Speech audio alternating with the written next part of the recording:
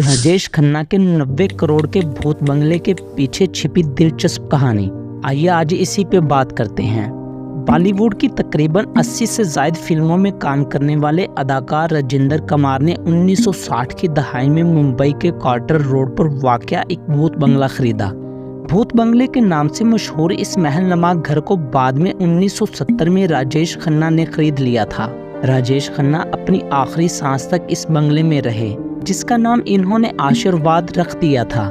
राजेश खन्ना के बंगले आशीर्वाद को कामयाबी, मोहब्बत, दिल टूटने, बीमारी और तमाम जज्बाती चीज़ों की कहानी की लड़ी समझा जाता था। अदाकार ने अपने इस घर में ज़िंदगी के मुतअद्दिद उतार चढ़ाव देखे। ये बंगला बांद्रा इलाके में समुंदर के सामने वाक़या है। भारत में भूषण इस आलीशान बांद्रा प्रॉपर्टी के मालिक थे। मुबैना तौर पर इन्होंने इसे 1950 की दहाई में ख़रीदा था, लेकिन भारी नुकसान की वजह से उन्हें ये बंगला बेचना पड़ गया था। यही वजह थी कि इस बंगले को असेबज़दा या भूत बंगले का नाम दिया गया था। इस मशहूर प्रॉपर्टी को इसके मुकाम और ज़ाहरी गंदगी के सबब कोई ख़रीदार नहीं मिला। बाद में इस प्रॉपर्टी ने बिल आखिर राजेंद्र कुमार की तवज्जो हासिल कर ली, जिसने इसे एक दोस्त की जानिब से मिलने वाली तजवीज़ के बाद 60,000 रुपये में ख़रीदा।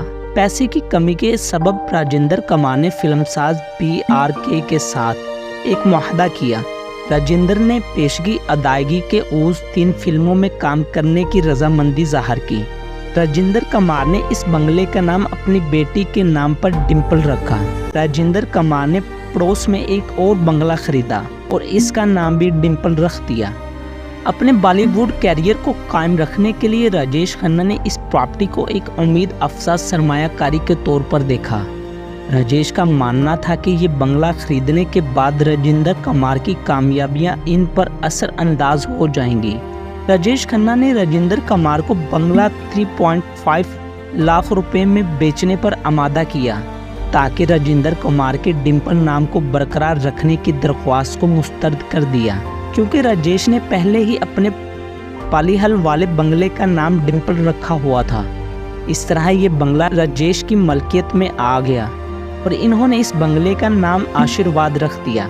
आशीर्वाद ने राजेश की मुतअद्दिद कामयाबियां और जदोजहद देखी हैं। आशीर्वाद में मुंतकिल होने के बाद राजेश खन्ना की शोहरत में ज़बरदस्त इजाफा हुआ और उन्होंने हिंदुस्तान के पहले सुपरस्टार होने का टाइटल अपने नाम किया। बंगले ने राजेश खन्ना की जिंदगी के अहम वाक़यात देखे, जिसमें 16 साल डिम्पल कपाड़िया का बतौर दुल्हन इस घर में आना और बाद में इस जोड़ी के यहाँ 2 बेटों ट्विंकल और रिंकी का पैदा होना शामिल है। खन्ना को अपने दामाद अक्षय कुमार के साथ अक्सर इस बंगले की बालकोनी से भी देखा गया। ताहम आशीर्वाद ने खन्ना के बुरे दिन भी देखे। अदाकार ने अपनी बीमारी के बाद कई साल बंगले के बजाय लिंकिंग रोड के दफ्तर में ज़्यादा गुजारे। राजेश खन्ना के मरने के 1 साल बाद बंगला शायद सुर्खियों में आया, जब इसका नाम तब्दील करके वारदान आशीर्वाद रख दिया गया। राजेश खन्ना की आखिरी ख्वाहिश थी आशीर्वाद को एक म्यूज़ियम में तब्दील करना थी, जिसमें इनकी यादगारें मौजूद थी। इनकी मौत के बाद इनके मुबैना साथी अनीता अडवाणी को इनके ख़ानदान ने बेदखल कर दिया, जिसके नतीजे में जायदाद की फ़रोख्त पर कानूनी तनाज़ा खड़ा हो गया और आशीर्वाद, जिसकी मालियत कभी 225 करोड़ रुपए थी, 2014 में संतकार शिशी किरण शेट्टी ऑल कार्गो लॉजिस्ट के एग्जीक्यूटिव चेयरमैन ने 90 करोड़ रुपए में ख़रीद लिया।